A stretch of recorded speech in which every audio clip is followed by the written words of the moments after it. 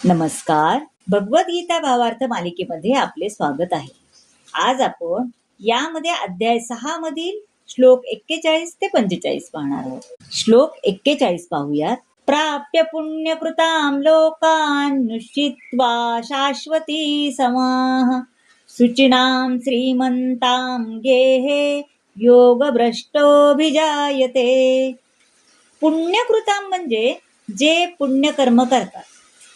उश्चित्वा म्हणजे निवास करून, शुचिनाम म्हणजे पुण्यवान, योगभ्रष्ट योगी पुण्यात्म्याच्या लोकांमध्ये अनेक वर्ष सुखोपभोग घेतल्यानंतर पुन्हा गुणवान कुटुंबामध्ये किंवा वैभवशाली कुटुंबामध्ये जन्म घेतो. आता योगभ्रष्ट किंवा अयशस्वी योग्यांचे 2 वर्ग आहेत. एखादा मनुष्य अत्यल्प प्रगतीनंतर योगभ्रष्ट होतो आणि एखादा मनुष्य दीर्घकाळ योगाभ्यास केल्यानंतर योगभ्रष्ट होतो. आता योगाभ्यासाचे अंतिम ध्येय म्हणजे श्री कृष्ण भावनेची परमसिद्धी प्राप्त करणे. परंतु जे ही स्थिती प्राप्त होईपर्यंत टिकून राहू शकत नाहीत आणि जे भौतिक प्रलोभनांमुळे अपयशी होतात, त्यांना भगवत कृपेने तशी म्हणजे भौतिक प्रवृत्तीची पूर्ती करण्याची अनुमती दिली जाते आणि वैभवशाली जीवन जगण्याची संधी पण दिली जाते. आता श्लोक 42 पाहूया. अथवा योगिनामेव कुले भवति धीमता एतब्धि दुर्लभतरं लोके जन्म यदि दृश्यम. आता यामध्ये असं सांगितलेलं आहे, योगिनाम म्हणजे विद्वान योगांच्या, धीमताम म्हणजे जे अत्यंत बुद्धिमान आहेत त्यांच्या. यामध्ये अथवा म्हणजे दीर्घकाळ योगाभ्यास केल्यानंतर अपयशी ठरलेला आहे तो अत्यंत बुद्धिमान योगी व्यक्तींच्या कुळात जन्म घेतो. खरोखर अशा प्रकारचा जन्म या लोकी अत्यंत दुर्लभ आहे. आता अत्यंत बुद्धिमान योग्यांच्या कुळात जन्म झालेल्या जन्माची या ठिकाणी प्रशंसा करण्यासाठी आली आहे बरं. अत्यंत बुद्धिमान योग्यांच्या कुळात झालेल्या जन्माची या ठिकाणी प्रशंसा करण्यात आली आहे. विशेषतः आचार्य किंवा गोस्वामींच्या कुळात अशी परिस्थिती असते.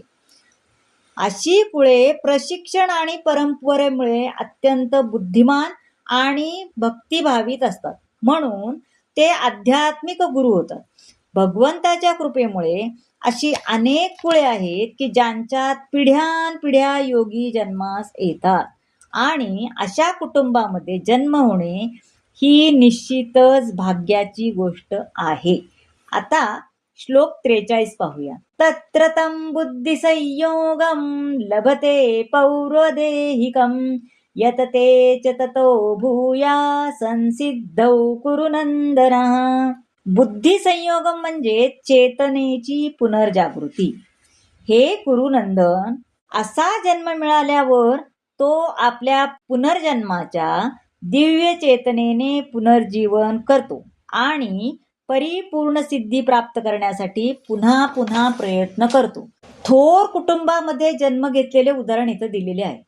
भरत राजा हा पृथ्वीचा सम्राट होता आणि त्याच्या वेळेपासून देवदेवतांमध्ये ही भूमी भारतवर्ष या नावाने विख्यात आहे. त्यापूर्वी या भूमीला काय म्हणायचे? इलावृत्त वर्ष म्हणले जात होते, हो की नाही? त्याने आध्यात्मिक पूर्णता प्राप्त करण्यासाठी बरेच प्रयत्न करूनही तो सिद्धी प्राप्त करण्यात अपयशी ठरला. परंतु भगवंताच्या कृपेने योगी मनुष्याला कृष्ण भावनेमध्ये पूर्ण सिद्धी प्राप्त करण्यासाठी वारंवार संधी मिळते, असं इथं सांगितलेलं आहे. आता श्लोक 44 पाहूया. पूर्वाभ्यासेन तैनेव हीयते यवशोऽपि सः जिज्ञासुरपि योगस्य शब्द ब्रह्माति वर्तते. आता अभ्यासेन म्हणजे अभ्यासाने, शब्द ब्रह्म म्हणजे शास्त्रातील कर्मकांड आपल्या पूर्वजांच्या दिव्य चेतनेच्या आधारावर तो आपोआपच आपली इच्छा नसतानाही योगाभ्यासाकडे आकृष्ट होतो. बरोबर आहे. आपण आता बघतो एखाद्या कुटुंबातला एखादा आपोआपच होतो की नाही आकृष्ट, तसं असा जिज्ञासू योगी सदैव शास्त्रांच्या कर्मकांडात्मक तत्वांच्या अतीत असतो. जोपर्यंत मनुष्य शुद्ध होत नाही तोपर्यंत तो कृष्ण भावनेच्या तत्वांचा स्वीकार करूच शकत नाही किंवा हरे कृष्ण महामंत्राच्या कीर्तनामध्येही संलग्न होऊ शकत नाही.